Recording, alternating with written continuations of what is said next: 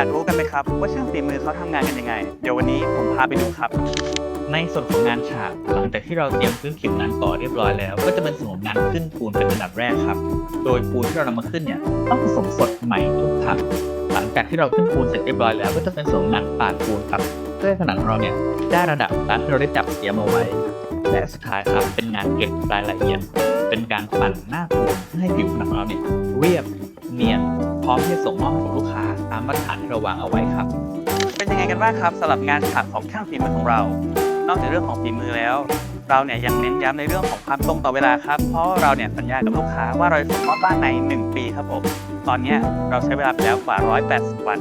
โดยมีความคืบหน้าที่53%ครับก็ต้องบอกว่าสู้สีกันเลยทีเดียวความคืบหน้าของบ้านหลังนี้จะเป็นยังไงต่อไปเดี๋ยวทุกคนรอติดตามกันได้เลยครับ